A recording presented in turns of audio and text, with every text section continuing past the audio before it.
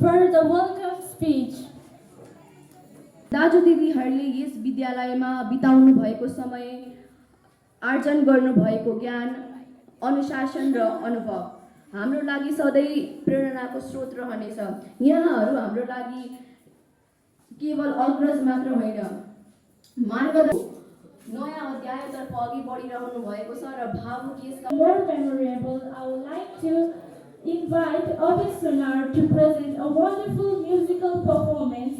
Kindly welcome him with a warm round of applause. हो कि बेचारा दुई दिन माया लगाइदिउ न के छारा, दुई दिन माया लगाइदिउ न के छारा, दुई दिन माया लगाइदिउ न के छारा।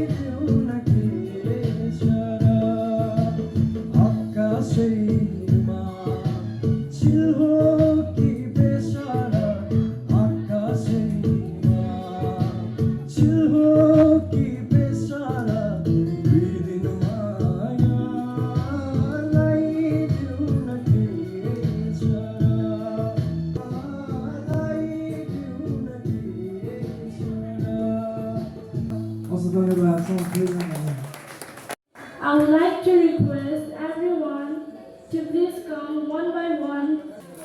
टिका लगाइदिनु हुनको लागि म घनश्याम सरलाई अनुरोध गर्दछु र खादा लगाइदिनु हुन म हाम्रो प्राध्यापक सर चण्डी सरलाई अनुरोध गर्दछु।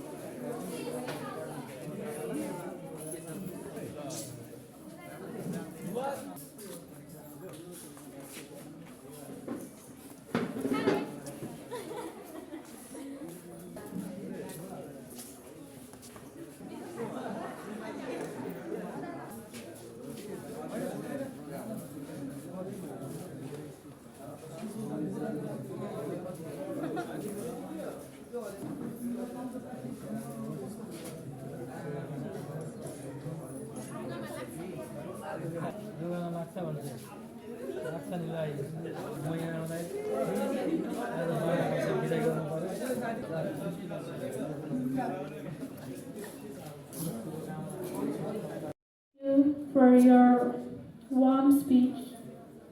Now I would like to request our senior Savita Tamang from grade 12 to share her experience in these 2 years. सबभन्दा पहिला सबैजनालाई मेरो नमस्कार। आदरणीय गुरुवर्गज्यूहरू, आजको यो विशेष अवसरमा यहाँ उभिन पाउँदा म निकै भावुक र गौरवमय भएको छु। आज हामी कक्षा 12 का विद्यार्थीहरूलाई बिदाई गर्ने यस क्षणमा वास्तवमै मिश्रित भावनाले भरिएको छ। एकातिर खुसी छ, अर्कातिर छुट्टी नै पीडा पनि। हामीले यो विद्यालयमा बिताएका दिनहरू केवल पढाइमा मात्र सीमित थिएन। यहाँ हामीले जीवनका महत्त्वपूर्ण पाठहरू सिक्यौँ। अनुशासन, मित्रता, सम्मान र सङ्घर्ष गर्ने शक्ति। शिक्षकज्यूहरूले हामीलाई केवल किताबका ज्ञान मात्र होइन, जीवनमा कसरी अगाडि बढ्ने भन्ने मार्ग पनि देखाउनु भयो। आज हामी यहाँबाट बिदा हुँदैछौँ।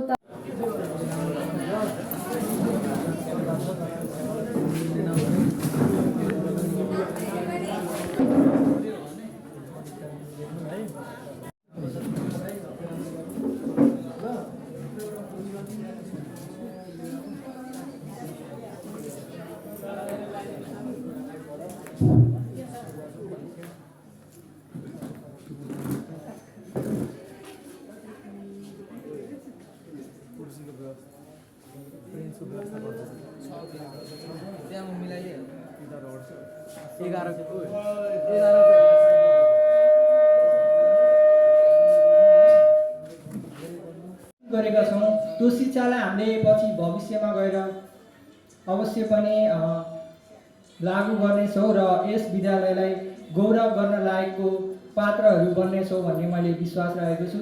यहाँनिर आइरहँदा मलाई सबैभन्दा सुरुमा त यहाँनिर मैले यस विद्यालयमा किन आएछु जस्तो लाग्यो क्या, सुरुमा रिग्रेट जस्तो भयो। तर पछि बुझ्दै जाँदा यहाँको के भन्छ भने शिक्षकहरूको माया, शिक्षकहरूको के भन्छ भने प्रेरणा र यहाँको पढाइ वास्तविक, किनभने यहाँनिर किताब मात्र होइन, यस विद्यालयमा शिक्षकहरूले हामीलाई जीवन पनि पढाउनु भयो, जसले गर्दा पछि मलाई यो विद्यालय एकदम राम्रो लाग्दै गयो।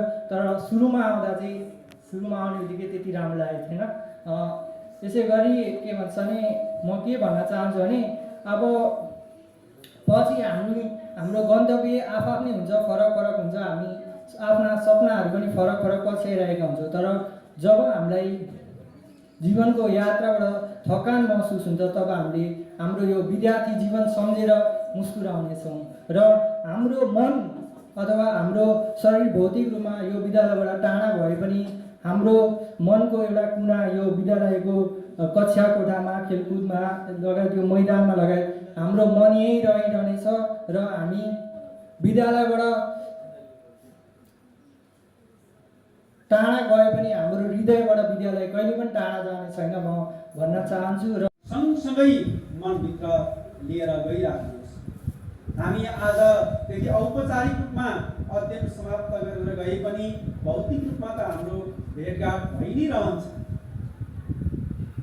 अघि, तर मनबाट आफ्नो विद्यालय र आफ्ना गुरुहरूलाई नबिर्सिनु नै अथवा सधैँभरि सम्झिरहनु नै तपाईँहरूको कर्तव्य हुनेछ। जसरी तपाईँहरूले हामीलाई सम्झिनु हुनेछ, त्यसै गरी हामी त वर्षै पछि तपाईँहरू जस्ता थुप्रै विद्यार्थीहरूलाई अध्ययन गराउँदै फेरि यसै गरी आँसुका घुटका पिउँदै तपाईँहरूलाई बिदाई गरिराखेका हुन्छौँ। बिदाई आफैमा एउटा अलिक सुन्दर र रमाइलो लाग्ने पक्ष हो। तर विद्यालयमा अध्ययन गरेर औपचारिक रूपमा दीक्षान्त समारोह जस्तो कार्यक्रम गरेर तपाईँहरूलाई शुभकामना दिन पाउँदा अथवा बिदाई गर्न पाउँदा त्यसै पनि हामी हर्षित छौँ। त्यसैले आजको दिन केवल दुःखको दिन मात्र होइन, हर्षको दिन हो, किनकि तपाईँहरूलाई हामीले औपचारिक रूपमा बिदाई गर्न पाएका छौँ। म चाहिँ सुरुमा यो स्कुल आउँदाखेरि मैले सोचेको थिइनँ कि यो स्कुलले मलाई यति कुराहरू सिकाउँछ मेरो जीवनमा भन्ने कुरा मैले अपेक्षा पनि राखेको थिइनँ। म चाहिँ सुरुमा बोर्डिङ पढेको विद्यार्थी हुनाले मैले सरकारी स्कुलको अनुभव चाहिँ मैले सुरुचोटि नै यहाँबाट पाएको हो है। अनि यो अनुभवमा मैले धेरै कुरा, जुन कुराहरू मैले बोर्डिङबाट पनि सिकेको थिइनँ नि, जुन मैले एउटा कोठामा बसेर मात्रै जुन घोकन्ते विद्या थियो त्यो बाहेक मैले धेरै कुराहरू यहाँ मैले सिक्न पाएँ क्या। जुन मैले सोचेको थिइनँ कि मेरो शिक्षकहरूले मलाई जस्तो फ्रेन्डली साथीको नाताले मलाई जुन इन्भाइरोमेन्ट प्रोभाइड गरिदिनुहुन्छ, गाइडेन्स गरिदिनुहुन्छ, मेरो जीवनमा के कस्तो गर्नुपर्छ, कहाँ मलाई धेरै कुराहरूमा सरहरूले धेरै मद्दत पनि गर्नुभयो, साथसाथै मलाई धेरै कुराहरू पनि सिकाउनु भयो क्या। किनकि मैले पनि एउटा शिक्षक भएर काम गरेँ, त्यसर्थ मलाई यस शिक्षक पेसा पेसाप्रति पनि धेरै मतलब भनौँ न रुचि भएर पनि होला मैले आफ्नो मार्गदर्शनमा शिक्षकको धेरै ठुलो भूमिका पनि देखेँ क्या। मलाई सरहरूले जीवनमा बढ्दै गर्दा आउने चुनौतीहरूसँग सङ्घर्ष गर्दै जान पनि सिकाउनु भयो।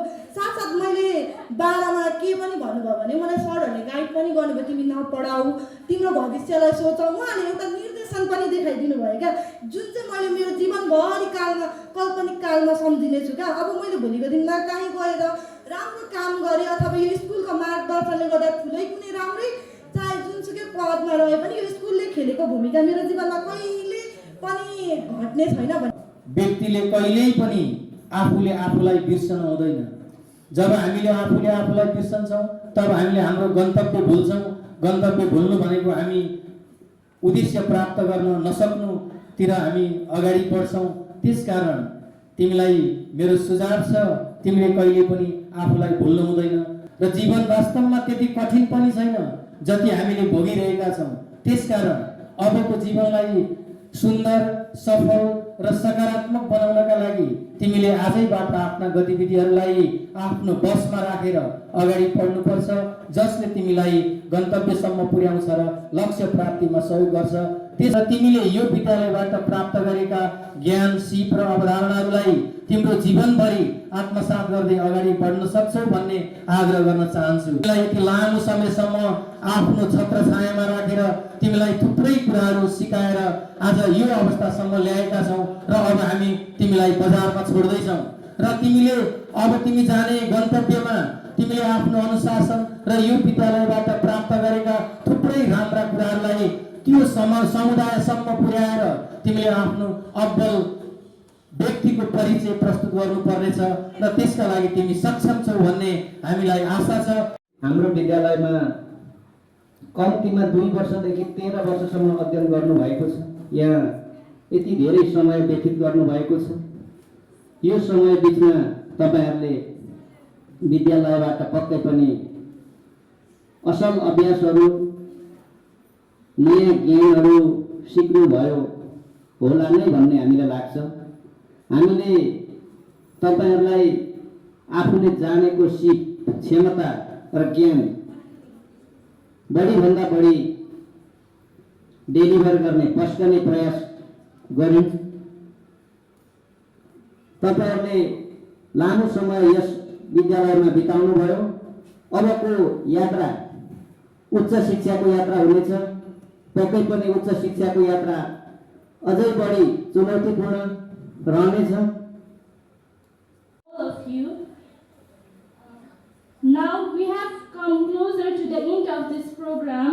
I would like to request our chairperson, Mr. Rizan Biswakarma, to come here and end this event with his few words. एकदमै दुःखद र खुसी दुवै मिसिएको छ।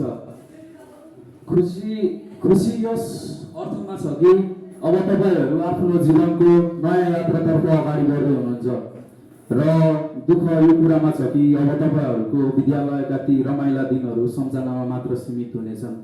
तर तपाईँहरूले यस विद्यालयमा बिताएका समयहरू केवल पढाइमा मात्र सीमित छैनन्। हामीलाई लाग्छ जीवनका धेरै महत्त्वपूर्ण पाठहरू सिक्नु भएको छ। मित्रता, अनुशासन, सङ्घर्ष, सफलता जस्ता धेरै महत्त्वपूर्ण पाठहरू सिक्नु भएको छ र अब आउँदा दिनहरूमा तपाईँहरू आफ्नो त्यो गन्तव्यमा जाँदाखेरि नयाँ चुनौतीहरूको सामना गर्न तयार हुनुहुन्छ भन्ने कुरामा हामी विश्वस्त छौँ। जहाँ गए पनि आफ्नो मेहनत, इमान्दारीहरूको सफलताको प्रतीक्षामा उज्जवल भविष्यको कामना गर्दछौँ र म मेरो व्यक्तिगत तर्फबाट पनि कामना गर्दछु। अनि आउँदो बोर्ड एक्जामको लागि बेस्ट अफ लक भन्दै आजको यस कार्यक्रमलाई सफल बनाउन साथ सहयोग दिनुहुने सम्पूर्ण व्यक्तिहरूप्रति हार्दिक धन्यवाद व्यक्त गर्दछु।